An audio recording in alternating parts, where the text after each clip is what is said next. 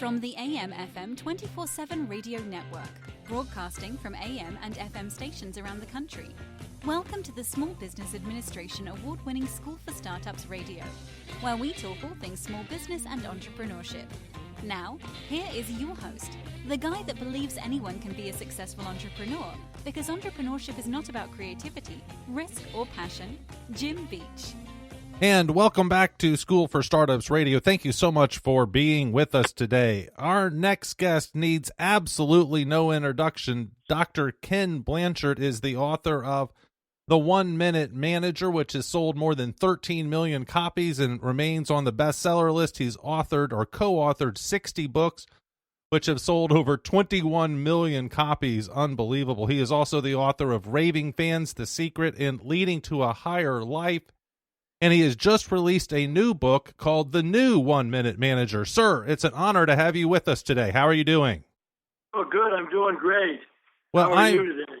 I am good. Thank you. I want to ask first, why did your book, this is classic book, need an update? Have times changed? Is there anything different in the world today for the 1 Minute Manager? Yes, Jim. I was working on a book called Refire, Don't Retire, Making the Rest of Your Life the Best of Your Life. And I thought, I bet the 1 Minute Manager could be refired. And I went back and read it, and Spencer Johnson and I laughed because, he's on his intercom system. And I was talking to some of our people, are you using your intercom? And they laughed. What's that? And all the people who worked for him were right around him. He didn't have anybody online or anything. And then, Jim, in the old days, and this was, published back in 1982, leadership was much more command and control, my way or the highway. And today, leadership is much more about side-by-side leadership, partnership. And so you'll see the whole tone of the book has changed, and then you'll get a kick out of it. The 1 Minute Reprimand, which was the third secret, is now 1 Minute Redirects, which is much more consistent with today and less parental. And what about the other two goals? The first goal is, or the first minute, the 1 minute goal, and then the second secret, the 1 minute praising. Are they still the same? Well, they're still very important. 1 minute goal setting, all good performance starts with clear goals. But one of the things that's different is that the goals are really arrived at with his people rather than him telling him what the goals are. And then with praising, that's still very important. But the difference is that he eventually wants people to catch themselves doing things right and accent the positive with themselves. And so the goal is to help people become self-managed, because young people today want some autonomy, but they can't get there from the beginning. They need praisings and redirections as they get along the journey. And what's wrong with the 1 minute reprimand? Why did it have to go? Well, it was a little more parental.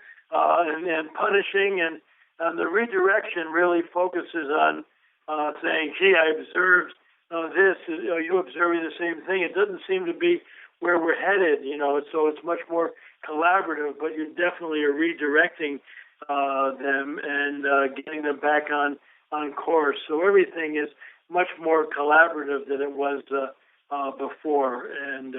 But you don't want to wait until an annual performance review to tell people where they had problems. You want to tell them right away because they want to win, and if they win and accomplish their goals, you win, and so does the organization.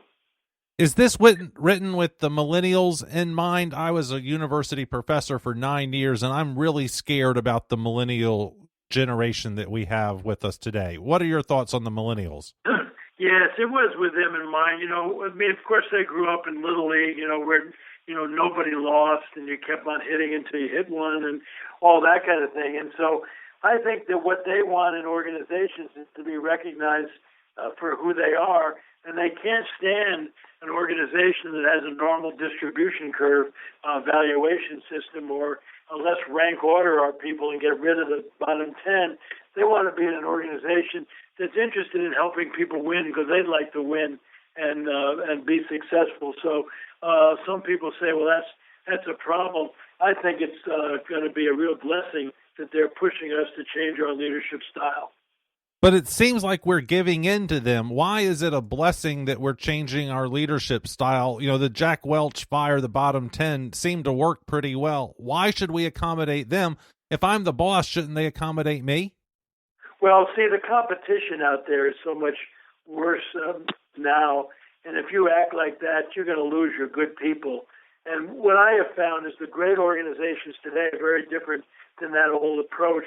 Think that their number one customer is their people. If they take care of their people, empower and train them, they're going to be engaged, fully engaged, and they'll go out of the way to take care of the number two customer, which is the people that, use your products and your services. And if you do a great job, they'll become raving fans and be part of your sales force. And that'll increase business, and that'll take care of the third most important customer. One of the things in the past, which is really I think no longer appropriate, is acting like the reason to be in the business is to make money. Money, to me, is the applause you get for creating a motivating environment for your people so they can take care of your customers. And I tell you, you look at all the great companies that I have worked with, Southwest, Wegmans in the grocery business, Chick-fil-A in quick service, Synovus in financial services, Nordstrom's in retail, Disney in entertainment. Every one of them have adopted this kind of leadership style, and I think it really makes a difference. Going back to the 1 minute goal, how often should we reevaluate these goals? Is it a yearly, monthly, weekly process? How often should I look at my goals? Well, you want to look at your goals every day to see if your behavior is consistent with your goals, and if it isn't, redirect your behavior. But I wrote a book with Gary Ridge, president of WD-40, called Help People Win at Work. And every quarter they sit with each of their direct reports. And the first question is the final exam, which is your goals, is it still relevant? And they can change their goals all the way up to the beginning of the fourth quarter, because sometimes you set goals and then there's a tsunami or there's an economic downturn and people aren't working on goals that you've set. So goals should be ongoing and active part of what you're doing, not something you file until your annual performance review. That's stupid. Okay. And then on the second secret, the 1 minute praising, where you've said that we should praise very frequently. Is it possible that we overpraise these kids who did get a trophy, even if they just showed up? What about the fear of overpraising them and creating a bunch of egomaniacs? Well, I think that's really part of the new 1 minute manager too, because he does praise them in the beginning, but what he wants them to do is start to praise themselves and recognize when they're doing well, and even to be able to redirect their behavior. So I think we're dealing with that. We don't want to create egomaniacs and all that. We want to create competent people who can make a contribution to the organization, and I think we can do that with the new 1 minute manager. All right, and on the third secret, instead of the reprimands, we have redirects. Can you define redirect for me? Yes, well, redirect is if you're doing something and it's inconsistent with the goal we set and all, I would come to you as quick as possible, not waiting for an annual performance review, and say, gee, let me tell you what I'm observing. I don't think that's the direction we want to go. Am I wrong? Are you seeing the same things? And get some agreement on the facts. And say, okay, now what do we need to be doing differently? And once that's done, then you reaffirm the person to say, okay, I still have trust and confidence in you. I think you can get back in the game here. But then you want to watch them closely so that you can catch them doing something right to keep them going in the right direction. So again, you're not waiting for an annual performance review to beat them up. In the past, we've done a lot of seagull management. We tell people to do something, and we disappear. We don't get involved until they make a mistake, and then we fly in, make a lot of noise, dump on them, and then fly out. That's not a great way of being managed. And are reprimands ever appropriate? Are there times where you just need to tell them or just reprimand them, you screwed up and I'm really disappointed in you? Is that ever appropriate anymore? I think it's appropriate if you're dealing with somebody who knows better, who's a high performer. For some reason, it's a won't-do problem, not a can't-do problem. Redirection is much more appropriate in a can't-do environment, and we're much more in a learning environment today. As you all know, things change so fast. These young kids will study something in school and think they're going to get a career. And not only does that end, the whole career is now, taken over by technology. And so they're talking about these young people who are going to have 4 or 5 careers in their lives, not of their own choice necessarily, but because that's how things change. And how do you handle someone who won't do something? I'm just better than that. I don't need to do that silliness. Well, then what you do is you share them with the competition. I love that. Because sometimes you just got to pull the plug, and somebody's just not a person to be on your team. And we found that in every great organization, not everybody is meant for that kind of environment. And how should the 30-year-old, the 25-year-old prepare themselves for the destruction of so many jobs with increased robotics, increased automation, outsourcing? What should we do? What should my children do to make sure that they are relevant in the future? Well, they need to be ongoing learners today. I wrote a book called Great Leaders Grow with Mark Miller from Chick-fil-A, and we say if you aren't continuing to learn, it's like oxygen for a deep-sea diver. You're going to be in trouble.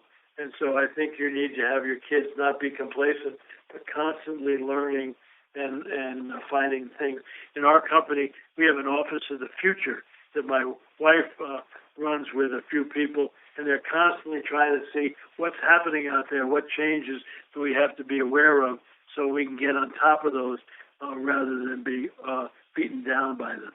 Dr. Blanchard, how can we follow you on social media, keep up with you, that sort of thing? Well, you can go on newwomanatmanager.com. You can go to kenblanchard.com and at Twitter. I have a Twitter account and Facebook and all of those kinds of good things. It's interesting. I'm working on a book with a wonderful woman who used to be head of social media for Twitter, and she said that mentors in the past used to be older than you, and I still think we do need older people, but you older people need younger people to mentor you, particularly in technology. So we're writing a book on cross-generational mentoring, and I think that's important. My 9-year-old grandson helps me with the computer. Exactly. My kids do too. Well, Dr. Blanchard, thank you so much for being with us today. It's an honor to talk to you, and congratulations on an amazing career, sir. Well, thank you. And the New Woman at Manager, we're excited about it. So take care of yourself. Well, thank you so much, sir. Taking care of